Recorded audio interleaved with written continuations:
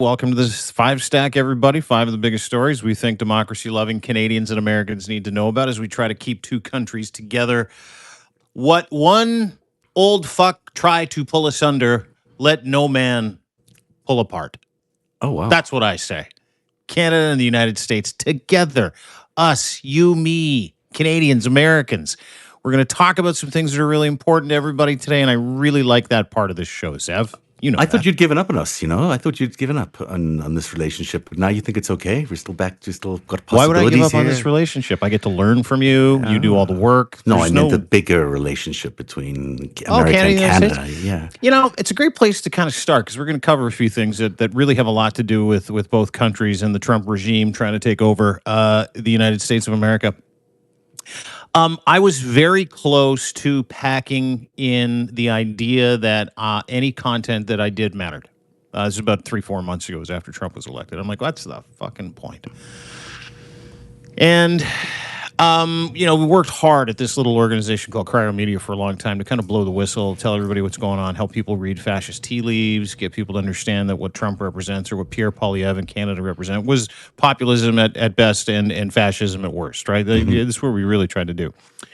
So then Trump came again. Then he threatened Canada, and then he tariffed Canada, and then he threatened Canada and tariffed Canada and untariffed Canada, continued to threaten Canada. We'll get into the new threat today. And I moved over to this little app called Substack. I'm like, why not? Zev told me to. He wants to do a show. I feel like I have something to say. A fairly large platform outside of Substack. Why don't we leverage all those things and try and talk to some Americans and get some Canadians on board for it? So the response that we've received from Americans, we're both in Canada. You cover American politics where democracy matters. I do the same thing in Canada. We're not woke. We're not leftist. We're centrist. You might be a little more woke and leftist than me, but you know what I mean. I don't think so. I don't think you are either. We're pretty centrist. Yeah, I think so too.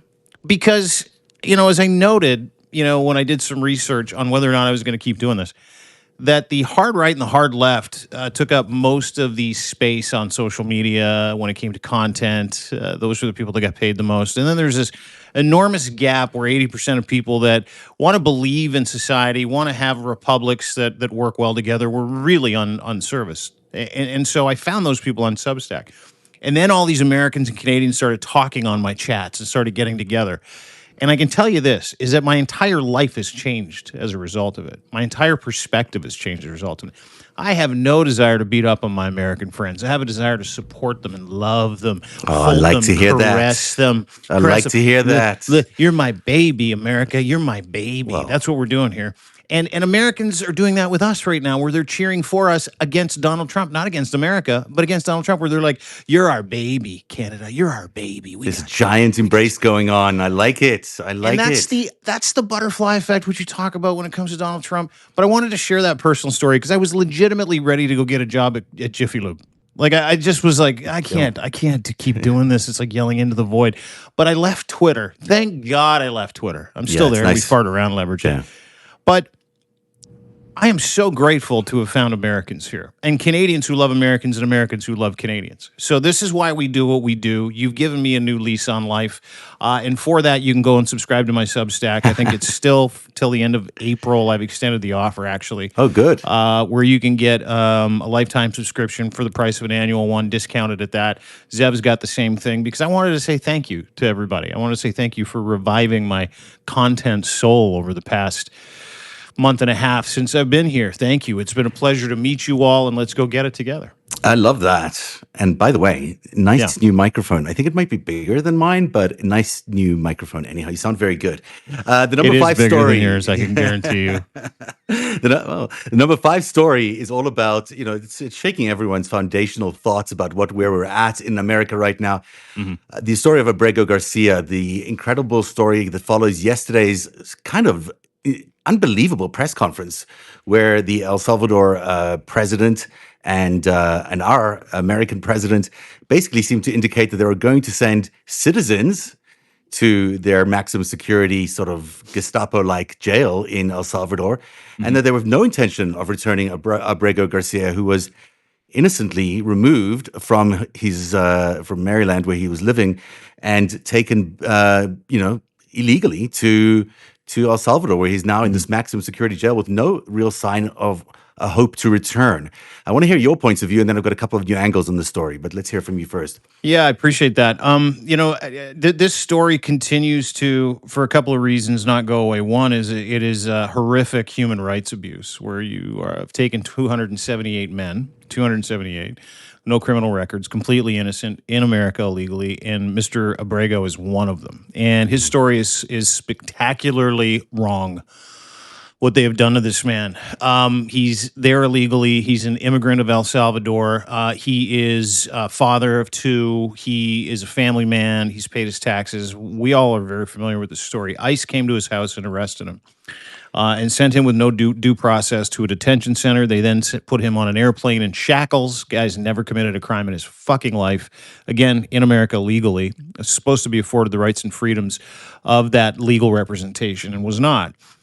So for the past, month and a half now, some people have been looking for him. He's got a team of lawyers. He's got the ACLU behind him, and no one can find him. And in the Oval Office the other day, when Mr. Bukele, and I did a little expose on Bukele and this prison called CCOT on my Substack, so you can go read about it. It is effectively a concentration camp or gulag. That is all it is. People who don't go in, they never come out. There have been 278 deaths in that prison over the past year. Most of the people in that prison are gang members. That's why they started it. That's where he sent all the gang members to get rid of the murder rate and the crime rate in that country. But it's not just gang members. 85,000 El Salvadorians have been arrested and sent there with no due process. No due process. There have only been 1,444 convictions of people who have been sent to CCOT. This is without question a detention camp, a work camp, a gulag, a concentration camp, where they are, if they're not working, they're in solitary for 23 and a half hours a day. They are routinely beaten. They are routinely waterboarded. Most of that facility does not have any windows. And do murderers and rapists in El Salvadorian prisons deserve windows and fresh air? I don't think so. But I'm pretty sure they're using this as a front to do a whole bunch of other stuff, including send El Salvador's former judicial Supreme Court, several former opponents of Mr. Bukele to prison, that same prison, which he rounded up just so he could have them arrested so he could change the Constitution and run for another term. This is a dictator who runs a concentration camp for sale at this point. He is unchallenged. He is incredibly powerful, and he is a 43-year-old hardline Christian nationalist who is doing the bidding of every other country that is asking him to. He's got a deal with Donald Trump. It's a pact where they've decided that they're going to use El Salvador as a concentration camp for American prisoners. Those American prisoners now are Americans in America legally. Trump the other day in the Oval Office was like, hey, I'm going to start sending Americans there. So Mr. Abrego is every other American at this point who doesn't like Donald Trump, who he might deem necessary to get out of America so that he can have unfettered power, influence, and access. That doesn't stop at someone that writes a bad article or someone with a tattoo or someone who's Puerto Rican, who he doesn't like, who committed a crime, who he wants to send to this jail. That includes guys like you and me who write stories about him, who he can then horse collar and send to El Salvador CCOT prison. Really, So anybody. Really, yeah, anybody. Any American exactly. citizen they can pick up, they can send you to this El Salvador prison. That's what they said they're going to do. I don't want to interrupt you, but it's No, it's clear. I'm glad you did. This should be a 12-alarm blaze for Americans. Every American that doesn't like the man, everybody that said anything bad about him online, anybody who's ever been to a protest against Donald Trump, anybody who's ever voted for a Democrat, for fuck's sakes, like that. Yeah. It's that important right now. But the Abrego thing kind of took off again today. Because Donald Trump effectively in the Oval Office and again today as press secretary basically said, we're not bringing him back and we're going to fight the Supreme Court's 9-0 decision. This is the day after misrepresenting it in the Oval Office with Stephen Miller, where they lied, flat out lied, psychotic lie, saying they ruled in our favor. The Supreme Court, Stephen Miller said this, ruled in our favor 9-0. It was completely the opposite. And so now they're manufacturing this lie that the Supreme Court's on their side while fighting the Supreme Court's unanimous decision to bring this innocent man back to the United States of America. And no one can seem to find him because the raging consensus now is that he no longer exists. So Well, there you people go. think he's alive. They've confirmed he's alive. Like, I mean, I think that's been removed, but the rest of your telling there is absolutely accurate, because what we're setting up here for is, and everyone should realize this by now, this is the constitutional crisis we've all been terrified of. Yeah. It's here. The United States executive branch is basically ignoring the Supreme Court's ruling, and there will be hearings and there'll be all sorts of things in the next few days, depositions taken that will prove all of this. But there's no other way to look at what the judge was saying today, except that her term facilitated was far more than what the American Attorney General said yesterday, which was just about sending a plane there. It was not just about sending a plane there. When she meant facilitated, she means facilitate, make sure that he gets back.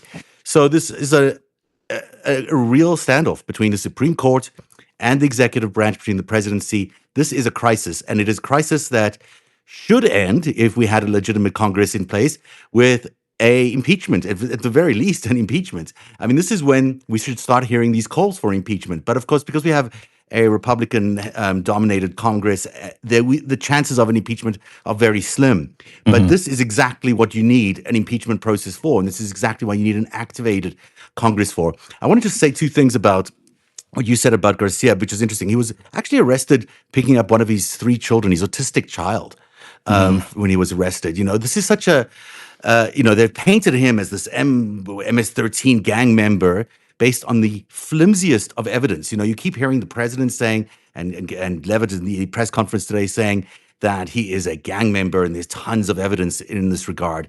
There isn't tons of evidence. In fact, the only evidence that there is that he was wearing a sweatshirt at the time that he was arrested, a Chicago Bulls hat and hoodie, which apparently is indication of MS-13 membership. But I mean, really? They have some source apparently who told them back in the day that he was a gang member, but he used the wrong clique. He said he was from the Western clique. That's a clique from New York. So that guy's evidence is also completely irrelevant. And on top of it, the cop who effectuated that arrest in Maryland has also been suspended. He was suspended for basically selling information to a sex worker, or giving information to a sex worker for free. So this whole case is built on absolutely flimsy evidence. But the most abhorrent thing is that this guy had a withholding of removal order placed on him, which meant that he couldn't be sent to El Salvador, because the judge at the time, this is in 2019, recognized that if he was sent to El Salvador, he would be at risk of losing his life. So not only did they have bad evidence to suggest that he's an MS-13 gang member, he is not. Not only are they now having a constitutional crisis and refusing to listen to the court in order to bring him back, but they actually betrayed the original judge's order, which was basically, you cannot send this man back to El Salvador because he risks losing his life. And, this just paints the whole thing in a very different light for me. And it's not only this guy, the Venezuelan makeup artist as well. Apparently, the evidence on him, the original evidence, is so flimsy. That's why none of them was ever charged. None of them were ever convicted. They were just, cops basically saying things or hearing something and acting on that. There's no real evidence that this man is anything other than a U.S. citizen. He's got three children, and he's, works at a steel metal factory in Maryland. That's who he is. He's currently being denied due process, and he's currently being held in a foreign country where he was abducted to, where he is at risk of losing his life. That is crazy. And the president of that foreign country, when asked by a reporter in the White House the other day, Bukele, will you bring him back? The judge's already goes, basically, why would I bring a terrorist back and let him loose in your country? We've done a good job of cleaning up terrorism. So let's just sit on that for just a second. The importance of gaslighting for reform in every capacity has never been more important than it is right now for the Trump regime, not administration. They're not an administration. They're a fucking regime. The gaslighting portion, and we'll get to that with the universities gaslighting with this anti-Semitism bit coming up in a bit as well. But gaslighting just is nonstop. There is never an admission of any wrongdoing. There is always this pivot right back after someone asks Trump or Miller or Levitt about the order to bring the Supreme Court reinforced order to bring Abrego Garcia back to the United States. They continually sit on that one aspect, which is so fucking untrue, that he's a terrorist, that he's a gang member. They're like, why would we bring a thug back? And, then the media pushes back. They're like, not only is he not a thug, he's not a criminal, he's not part of MS-13. That's been borne out. And they just repeat the same thing. He's a terrorist. He's a terrorist. And they repeat it over and over and over and over and over again. And that is the only thing that stands between the United States Supreme Court not only ordering an injunction to force Donald Trump, it puts the ball back in everybody's court, and it does it with this trigger of fear, because no one wants a terrorist in this country. So it's just another populist excuse that changes the conversation back to a place where people like Trump and Miller are really familiar, where they just call everybody a criminal or a terrorist, and it's clearly a lie, and then they use it to justify horrific human rights abuses. That is the umbrella they will hide all of their future human rights abuses underneath when they arrest you and they say you're a threat to democracy in Canada, you're a threat to the Trump administration because you put out a tweet that said I want to punch that guy in the fucking face. So like that's legitimately at play here, and this is legitimately, we say it all the time, a dry run for where we're going. So make sure that you understand that today when you think about the story and the narratives that come with it. This man is not a terrorist. They continually pivot back to that one lie, and they continually drive it home with anger to make every American afraid to dissent from Donald Trump's enormous and egregious human rights abuses on American people. Not a terrorist, not a gang member. And I think that's really important. No, He's not a criminal. gang member. And there's no proof of that he's a gang member at all. So you've got a dad of 3 kids whose wife is now desperately pleading for his return, who's now being abducted into a foreign country. But another thing on Bukele, this guy is basically a contractor to the United States government. He is getting a lot of money to operate this gulag on behalf of the U.S. government, but using taxpayer money. Of course he's going to do whatever Donald Trump tells him to do. If Donald Trump says jump, he'll jump. So he's going to show up at the White House and he's going to say, I'm not returning this terrorist because I don't want to. But well and good that if the president of the United States wanted to get this man back into the United States, it would be less than a phone call. It would probably be a second for him to get Bukele to send this guy back. So, it's horrific and it's terrifying. And if there's been one galvanizing story since the Trump administration regime took office, it's this one. This one really seems to be bringing people around to the idea that America is no longer America if this is continued. That unless this kind of misuse of power, America will never be the same America that we used to know. And we need to bring this government down. I mean, that really is where we're at right now. The number 4 story, it's a short one, so we'll get there quickly. Remember that Hexeth's leaks a few weeks ago. There was a couple Remember of them. them. I celebrated them. Yes. Well, apparently they found out who was leaking some of those things because Dan Caldwell, who is a key advisor to Hexeth, which none of us have ever heard of, but nevertheless, apparently he's a key advisor. He was walked out of the Pentagon today, and it's related to the leak. Apparently, he's been the guy who is involved with the unauthorized disclosure of these documents that Hexeth put out. So it's one of their guys, if you're wondering. And the investigation remains ongoing, according to this one report by Reuters. So that's just a quick update on the leaks story there. The number 3 story is all about Canada and the 51st state. Apparently, as you tell it, Carolyn Levitt is back on the 51st state thing. Like she's back on the horse. Yeah, she's on 51st state bullshit again. What happened? I died laughing today. Katie Simpson is a CBC reporter, a venerable reporter from Canada. She's been at it. She was the person that covered Doug Ford when he was in his crack haze, Rob Ford, rather, when he was in his crack haze, if you remember that correctly. Oh, how could you forget that? Just a little quick aside. We had Donald Trump before you did. His name was Rob Ford, and he was just too coked and cracked out to do anything really, really terrible. But she was the female reporter who covered Rob Ford when he made this hellacious reference to oral sex with another council member here in Toronto, and then use the words, "I've got enough to eat at home." I'll leave the rest to you. But that's where she came to fame. So Katie is now the Washington correspondent for CBC, which is our national news broadcaster. It's a Crown Corporation. And she was in the White House press room, the scrum today, the press pool, they call it. And you know how you and I were talking the other day, we're like, he's really toned down the anti-Canada, I'm going to take you over annexation rhetoric. Well, she asked him about that today, and she's like, "Yeah, we've really noticed. Canada's noticed that the anti-Canada tone and the rhetoric around making Canada the 51st state has died down. What's shifted?" She said. Caroline Levitt, who, by the way, I don't know whether to take a like an oyster shucker and put them in both ears or laugh and turn it up when I listen to Caroline Levitt. She's legitimately Sean Spicer on steroids with rhinoplasty. Yeah. Like she is an awful human being, and she's Baghdad Bob. You know, bombs flying overhead, and she's like, everything's fine. Don't worry about it. Everything's good. We had so many wins this week. Anyway, Caroline Levitt stepped in it today, and this was important, where she said, "Yeah, you know what, Katie, I got to tell you something. Canada, yeah, it's still the apple of Trump's eye.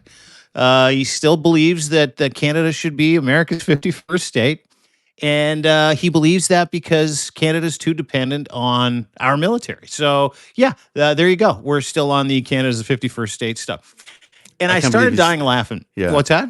I just can't No, believe go it. I ahead. can't believe that she's so tone deaf about what the administration has already shifted, but maybe she doesn't even notice. She's so out Well, there. I mean, I don't think she knows really what's going on. Yeah. She just kind of says shit, and it's just Yeah. all dear leader shit, right? Anything Yeah. she can say to support and provide cover. She's Baghdad Bob, honest to God, with a rebuilt face. So, Yeah. bottom line is, have you seen her before pictures for the plastic surgery? By the way, I was just doing a little research while you're talking about it, but I haven't seen the plastic surgery. I'm just trying to figure out exactly where she came from because yeah. she's She's got a total Michael Jackson schnoz now because she had a rebuilt, and she okay. doesn't like it when people bring it up. So I hope someone in the press corps brings it up soon.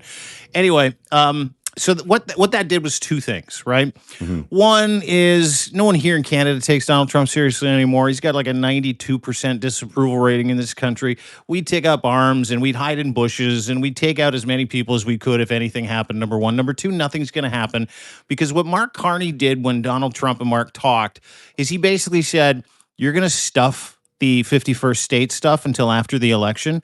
We'll negotiate. But if you disrespect this country by bringing up 51st state annexation, calling me the governor, disrespecting the office of the prime minister, we're going to end all discussions. And all we're going to do is continue to go it alone," which Canada now is doing anyway. So it doesn't matter. But then Mark Carney, from what I understand, allegedly told Donald Trump, and by the way, countermeasures will happen when you disrespect this country every time you or anybody in your regime does it. Mhm. So expect that to be a very expensive mistake Comment. by Caroline Levitt when it comes to countermeasures. And the other thing it did is it didn't hurt as much hearing it this time. Like not only did I not take it seriously, but because I know the backstory and I know some people involved in some of these conversations, it was just this moment where Caroline Levitt kind of leapt out of her shoes and decided to take a dump on Canada on behalf of dear leader, who I can guarantee you is probably not happy with her right now because that was a very serious conversation. And Donald Trump really respects the authority and the brain power and the intellect of one Mark Carney. And so I know Donald Trump doesn't respect anybody that isn't as powerful, as strong as him, who agrees with him, but he respects guys who will stand there and go, "Hey, middle finger to you. We're not doing this." And every time you speak our name in any kind of fashion that puts us in any kind of disrepute, we're coming. We'll give you more countermeasures. And that was proven out by the fact when Donald Trump dropped the countermeasures, he called Mark Carney and he's like, please. He had Lutnick do it, actually. Please just drop the.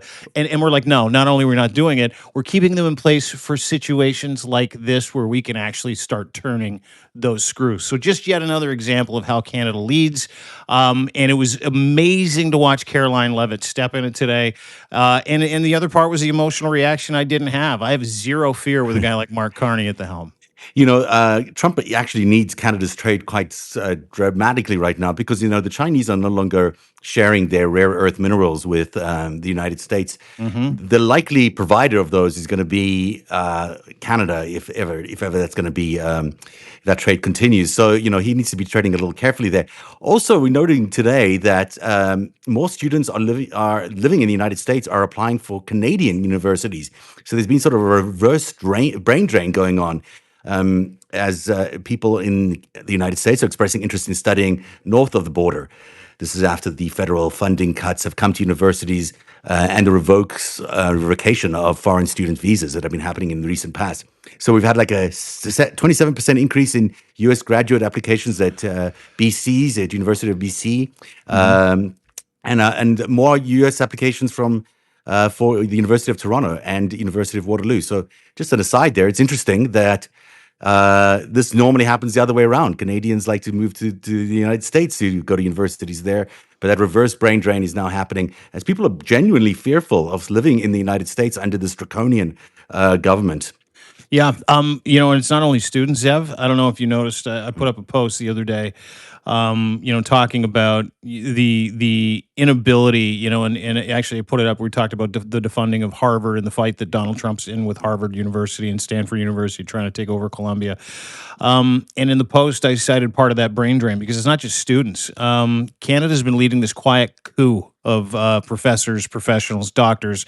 Got an email from a doctor today who joined us on Substack, and she's like, "Hey, I'd love to talk to you about my experience and why I'm moving to Vancouver to practice medicine." So we're going to have her on the show. But Timothy Snyder, you know who Timothy Snyder Of is? course, speaking of Substack. Yep, Timothy Snyder. He's huge here. He's the best-selling author of Tyranny, The Road to Unfreedom, Global Authority and Authoritarianism, and the Trump Threat. He is now at the Munk School of Global Affairs and Public Policy at the University of Toronto. His wife, Marcy Shore, she's a fellow professor, both from Yale University. She and Snyder moved to Toronto. She's teaching at the U of T long-term. And Jason Stanley, philosopher and author of How Fascism Works, just took a job at U of T, citing Trump's attacks on U.S. universities as the breaking point as well. So my point is this, and to back you up, it's not just students who are deathly afraid of going to university and getting horse-collared. It's the professionals that lead those universities. So yeah, the butterfly effect continues, my man. And the number two story is also related to universities, was all about Harvard, and you had some thoughts about that on your site tonight. So I need you to talk a little bit about that, and then we'll get into the number one. Yeah, real briefly, I tried to have a look at this fight between. I wasn't really interested in the Harvard Stanford stuff. I thought, Harvard and Stanford and Columbia, they'll stand up for themselves, but you haven't seen it too much up until yesterday when Harvard shot back at Donald Trump, who sent them a letter basically saying, you're going to get rid of any protests, you're going to get rid of anti-Semitism, you're going to kick out this demographic of student Muslims, you're going to not admit anybody that we don't want you to admit, and you're going to hire more Trump or MAGA-friendly professors to teach at that university. Problem is that progressive Ivy League schools are full of academics. The problem with that is academics are generally really progressive because they have the ability to think critically. So it's not like any MAGA professor or any educated person who believes Donald Trump is the way, the truth, and the life is in no way qualified to teach at a fucking university like that. So there's that. And Harvard pushed back saying, yeah, there isn't one person that decides the curriculum of this university, and we're allowed to teach students the pure academia, which is why Harvard exists. So no, we're not going to listen to you. Buzz off. And Trump tied a $2.2 billion university grant that they get every year to Harvard agreeing to all these different stipulations.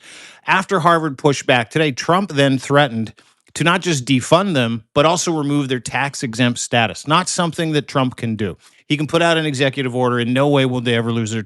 But the attack on universities, specifically these Ivy League universities that churn out academics, philosophers, people that traditionally are a lot smarter than a Trump voter. Sorry, it's just the truth. Actually, I'm not sorry. It's a fact.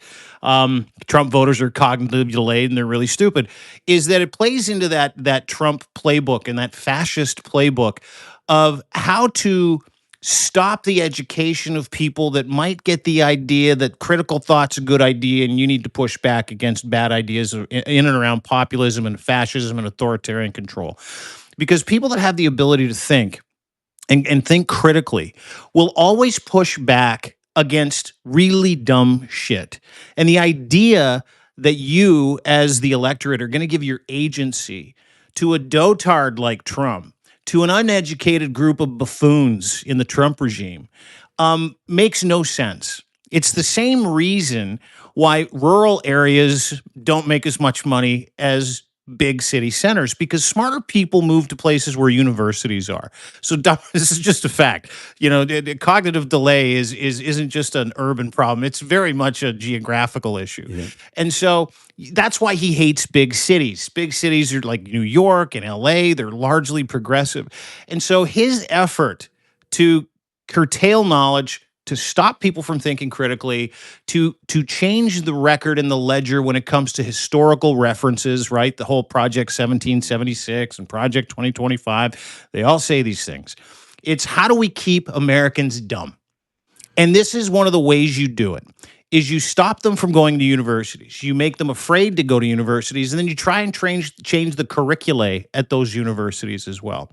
And that is exactly what Trump is doing. It's exactly what Hitler did in 1933. It's exactly what Orban is doing, and it is exactly how Vladimir Putin has turned Russia into a third world country full of boot licking Russian hillbillies who don't do anything but drink and get on the government dole.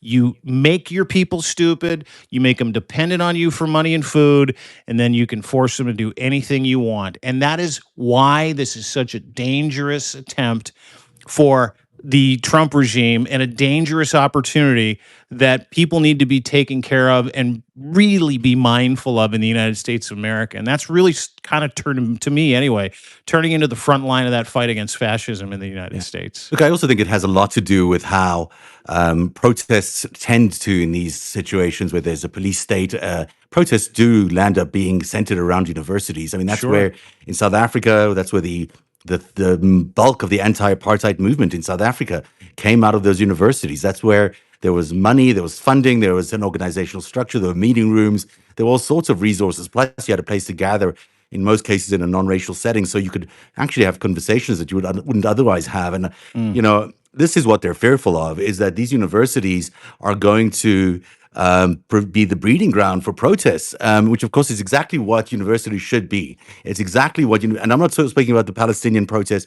I'm talking about the protest that needs to be making people aware of what is happening to America, because America is currently under attack by a fascist organization, by a fascist regime that is taking over our way of thinking, that is taking over our freedom of thought, our freedom of education, our freedom of association. That is what is going on. And, I'm glad you mentioned Russia there, because yes, Russia is all those things. It's the dumbed down electorate and all those things, but it's also the biggest surveillance state, or one of the two biggest surveillance states that we know. And this really leads into the number one story that we have today on the FiveStack, which is all about how the Doge effort by Elon Musk is now being accessed through a front door by Russian IP addresses. This was broken by NPR today. I've updated the story in a different way on my site, because this wasn't really the focus of the story, and it really should have been. The focus of the story is there's a whistleblower that's come forward to talk about what's been happening at the National Labor Relations Board, which Doge has been accessing illegally. They've been taking, what they call God mode access or God tier access into the sensitive labor systems that operate in and that are meant to be very, very confidential stuff in there. There's union material, there's materials around different labor relations. It's not stuff that should be accessed by some kid at Doge, but it has been accessed by kids at Doge. But that wasn't the terrible thing, although that is a terrible thing. The absolutely terrible thing that happened was that a Russian IP address or addresses were able to use Doge credentials, like newly created Doge credentials, meaning someone gave them the password and the ID to log on to the systems right after that God tier or God mode was accessed. I know this sounds confusing to people, but basically the story is all about how Russia is clearly behind what is going on with Elon Musk and Doge. And that should send a chill down everyone's spine. It's exactly what we've been reporting on is our big fear in my series on narrative.org. We're talking about that Doge is really building this monopoly on data that is terrifying. It is going to be creating what I believe is the surveillance state in America, which is, if you know how Russia operates, you know that you can't even go out and have, never mind a conversation outside with somebody political. You can't have any protest. You can't even post anything online. You can't do anything without the state showing up at your door and saying, hey, what is going on? And so, what we're moving into, we talk about the lack of freedom on campuses for people to protest, but now we're also looking at what's really frightening, which is this dystopian digital coup that's taking place, taking all the data out of America's government silos, which have been siloed for a reason. We've had them siloed for a reason, They're stealing all that data. They're not even allowed to access it. They're stealing all the ways to create access to that data, and they're combining it into a giant, really terrifying server, which will be coordinated by Palantir and which will ultimately lead to a few very, very, very privileged people having access to every minute aspect of your life. It is technocracy gone mad. It is a terrifying, terrifying development. And now that we have evidence from this whistleblower that Russia and Russian IPs are in there with authorized Doge passwords and IDs, we know now that clearly this Doge effort is a Russian effort. And if it's a Russian effort, it's a Russian effort to turn America into a surveillance state, to subjugate America, and to subjugate America's national interests to their desires. And that is terrifying. Can I ask you some questions about that story? I read it today, and it was terrifying as always. Thank you for terrifying me in the middle I of tried the to terrify afternoon. you. I really, Yeah. really appreciate it.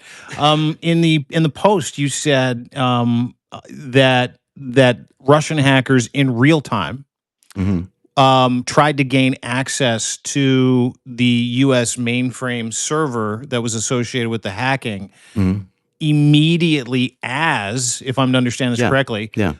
Doge, Donkey Dong, and Nutlick, or whatever his name is, Big balls, Big Balls got access to the God tier, or the API, which is the interface, the API of whatever that mainframe was. Like, it was bang bang. Is that correct? Right and afterwards. It was it was a legitimate password and a legitimate email Yeah. that belonged to someone in Russia. Is that right? Yeah, it was an ID and a password that was the real Doge password. They didn't have to guess it. They weren't trying different variations, but the IP addresses were located in Russia. So there's not even you can't even question this. This is clearly what has been happening. That that somehow they've been alerted to the fact that a Doge worker has got some access to a government database, and immediately as that happens, because they know it's illegal in some cases for these guys to even access these databases, they get in there from Russia right away. They log in from Russia right away to try download that data. So you know that this stuff is being siphoned not just into Doge's databases, but all the way to the Kremlin. And that is, as I've mentioned in the story, the terrifying part of all of this. Once you add all that data on top of all the data that they already have from social media, from X, from Amazon, you name it. Once you add all that together, the possibilities are terrifying as what they could do to, on a micro basis, on a day-to-day basis, manage your life in a way that you become basically an automatron. And this is where we're heading into. And this is why, even though, all the other stories are, the Brego stories is also absolutely maddening and frightening when you think about the fact that they're suspending, the rule of law and sending people to El Salvador. Can you imagine what that looks like in a case where a AI computer with all this data, mining all this data about who you are, decide, hey, Dean, I think you're going to El Salvador. Yeah. And you're gone because some RoboCop comes and shows up and picks you up. And people disappearing like that is very common in Russia. It's not common in the United States. And here it is, I believe, coming towards us. And this is a story that really needs amplification and real attention by everybody. I appreciate the work that you do in this regard, because you do some work that a lot of people in this business look away from. Listen, it's coming, and everything that we've talked about in today's FiveStack is it's a laser pointer to the takeover of America by fascist Trump regime, with the help of Russia, with the help of China, with the help of some really shitty actors. And building a surveillance state. I mean, I think that's the horrifying building a part. surveillance state, giving precious government information and backdoor access to foreign governments. I think it was us on the podcast that said we wouldn't be surprised if they were installing Russian code while they were doing it as well. Kind of sounds like it's exactly what happened. Thanks to the whistleblower for coming out. And let's just applaud whistleblowers. We need like 20 million more of you. So if you've seen something, if you know something, blow that goddamn whistle. Yeah. But there's the surveillance state piece. There's the attempted insurrection of American universities. There is the suspension of human rights. There's the deportation of legal citizens of the United States to countries into the Gulag or concentration camps in El Salvador. Everything that we've discussed today, and I think this is kind of the flashing light or the laser pointer that we try to bring to these podcasts, Mm. is just a warning after warning, red flag after red flag, that from our vantage point in a free and democratic Canada, none of these things go on. Universities are left to do their thing. People are free to roam the streets. Might just have been, depending on the crimes you committed. Like the people that tried. Give you an example. The people that attempted to the convoy insurrection here, the fake trucker convoy, was completely fake. Everybody in America, it was a total ruse. It was like the one that you went through, J6. We had the same thing. It was called the trucker convoy. There were no truckers. It was largely supported by the United States and MAGA. Guys like Sebastian Gorka, who threatened to kill me when I put out the Give, Send, Go list. That is a true story. We're watching you go through the same thing we've been through. Sometimes it's a month and a half apart. We've got an election here that's going to dictate whether or not we have Maple MAGA and the cheap version of Donald Trump, Pierre Poilievre, come in to do the same thing, who today announced, and this is the threat for Canadians. If you're watching what's going on in the United States, Canada's not far behind, depending on who you're going to vote for in this election on April the 28th. Today, Pierre Poilievre threatened to get rid of tens of thousands of public servants, tens of thousands of them, said he could do it in short order. It was a real doji announcement. Yeah, imagine And why. Because then he's turn Canada into a surveillance state using exactly the same Doge thing. it's mean, here. It's here. And this is what we're trying to communicate with you, is that what's going on in the United States is going on in Canada. Sometimes it happens first here. Sometimes it happens first there. The convoy here, that happened immediately after the insurrection. We're right behind you. And the bulkhead of freedom and democracy in the Western world is Canada at the moment. And universities, and 300 million people didn't vote for him. We say this to end every podcast, is that the warning signs are here. We're trying to paint the picture for you. We're trying to point directly to the things that you need to be aware of when you're wondering, is this a fascist state, or is Donald Trump really protecting us from terrorists and murderers? None of those things are true. Up here in Canada, that's also a big platform for the Conservatives or Maple MAGA, that they're unleashing crime in our streets, terrorists in our streets. 12-time murderers are being released on bail for no reason. None of those stories are true. You are being gaslit for the purposes of fascist reform, authoritarian reform. Do not give your agency to any of these assholes. Don't give your vote to any of them. Vote for people who want humanity to succeed. Vote for people who believe in human rights. And I can tell you this, in Canada, the United States, it ain't MAGA and it ain't Maple MAGA. And a warning to Canadians, what we're seeing in the United States will happen here. Maybe on a softer level, but it will happen here if you elect Pierre Poilievre. Look, it's so important that everyone understand that this gets worse every second. Every day that Doge is in office, every day that Elon Musk is able to siphon, more of your government data, more of your personal data that's been stored in government databases, is a day that we're stepping into a world that we will never be able to retreat from. It is clear to me that they are building is a state devoid of freedom, a state where you cannot have your own private thoughts. Even they'll be able to see those. A state that will not allow you to even have a thought about collaborating with anybody or protesting anybody against anything. A state that may not even let you support any charities or follow any individuals online that may have thoughts that are anti-state. A completely controlled environment where every move is tracked every day, like they're doing on the southern border, where they've now turned the entire southern border into a military base, where everything that crosses that base is immediately scanned by these military drones that were used in the past, by the way, to track terrorists in Afghanistan. That's what these drones and these drone systems were designed for. Now they're here in our home front. I'm a green card holder. I am terrified of going back to the United States right now because I don't think my rights will be recognized if I went back to the United States. Would you go if you got a free trip?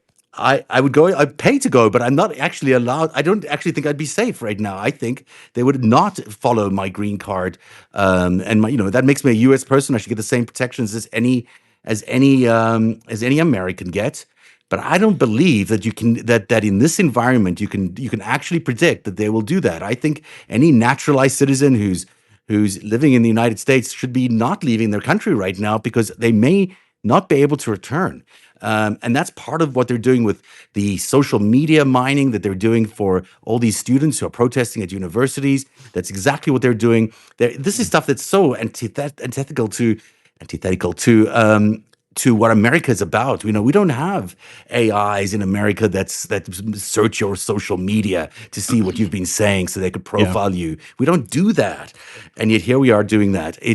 Now is the time, if ever there was one, to ring that alarm and say this doesn't get better. Every second that it continues, it gets worse.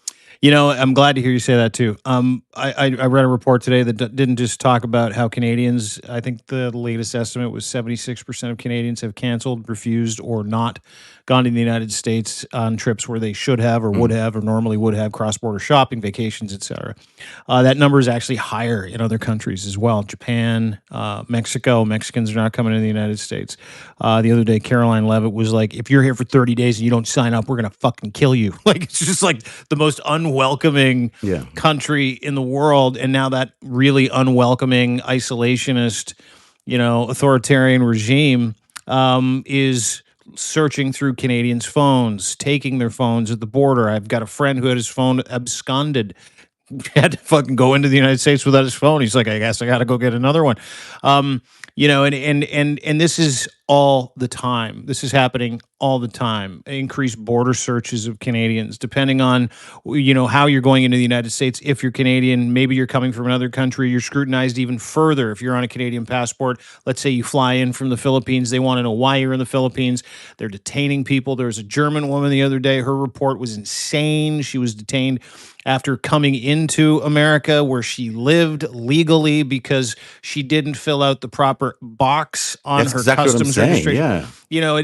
Any excuse. And one of the things that she said, and it shocked me, was the border security agent asked why. She was crying, like, "Why are you doing this?" And the border security agent was like, "This is Trump's America now." Mhm. And this is what he wants. And keep in mind, all of these people, Garcia, anybody that's been detained, anybody that's been deported, they're props. They're props to strike fear into the hearts of people. They're ruining people's lives, ruining families, disappearing individuals, accosting, threatening, assaulting individuals from friendly countries, allied countries, just so people are afraid of America. Well, it's working. It's working. 21 billion in economic downturn for the tourism industry. There are businesses being shuttered that cater to people on both coasts. Gavin Newsom, I don't know if you saw his commercial today, put out a commercial, says, "Hey, we've got a plan to bring Canadians to California. This is a safe state for you. This is not Donald Trump's California. This is California, the progressive, Canada-friendly country. Come on back," because California is getting pounded because Canadians aren't showing up. And guess what? Canadians still aren't going to show up. We're not coming because, like you, I'm not afraid. I just don't want the hassle of having to tell some, morbidly obese border guard in the United States who's got tattoos from his time in prison, who hates everybody. So he really loves the fact he gets to power trip in a security line, that I have to go in for an extra search because I tweeted something about how much I hate that fascist dick. Like I'm just not going to do it because there are hundreds, maybe thousands of examples of that happening. And we're not whistling Dixie. Like Mm. Canada is not going to the United States. I have friends that have businesses in the United States that are closing shop, not because they're not productive, but because they don't trust the fact that Donald Trump isn't going to pull a Hitler and start taking over their businesses or start targeting them to pay more in taxes. That was another thing that came around the other day. Donald Trump's like, maybe we should tax, foreign owners of businesses in these countries because they're talking about corporate tax rates. It's a full on authoritarian regime that's targeting everybody that loves what America used to be, and that relationship is permanently damaged as a result. So, warning to Canada, you don't want the same thing to happen here. So, do not vote for dime store Donald Trump. I saw a great a post the other day, by the way. Just to a lot of people always asking, "What can you do? What can you do?" Well, there's one thing you can do is start your own micro protest or individual protest. I thought it was an interesting post. Get together with friends in your community and see if you get some signs and go protest. We need this grassroots movement to start taking shape from the ground. And I understand that it's very dangerous, and it strikes fear in your heart to be one of those people who goes out there and protests. But what's coming is terrifying. What's coming is Yeah. far worse than where we are right now. What's coming is nothing you've ever experienced before. When you think about what happens to people in Russia who are not compliant with the Russia's needs, with the government's needs there, they just disappear. I mean, think about Navalny, or think about all these other protesters that have been completely, disappeared or killed, be it plutonium deaths, Shot in front of the Kremlin. thrown out of windows. I mean, this is where America is heading, and we will all be facing this tyranny. We will all be facing this exact kind of crazy authoritarian state unless something is done right now to end this Trump regime and to end what Elon Musk is doing at Doge. I think that's a priority. People need to be a court injunction stopping what they are doing right away. They're allowing Russia into your private files in the government, and they shouldn't be doing that. That is the show tonight. Dean Blundell is at deanblundell.substack.com. Do you want to say anything else you want to say? Go ahead. No, I just wanted, you're good. You stop for a second and you're like, okay, I'm done. Yeah. No, I just want to make sure you didn't want to say anything. No, I'm good. You can check out my Substack at narrative.org, narrativ.org. We are here Monday to Fridays at 5:30. On Friday, speaking of surveillance states and Russia, we're at 4:30, and Olga Lautman will be here. And Olga is really, I was talking to today about all the surveillance state stuff. So we will have a much bigger conversation about what's going on with Doge and all of that. Plus, I may do another show with her on Thursday night just to talk specifically about all the stuff. So you're all welcome to join us then. And that's the show tonight. Thank you very much for being here. Have a good night, everybody.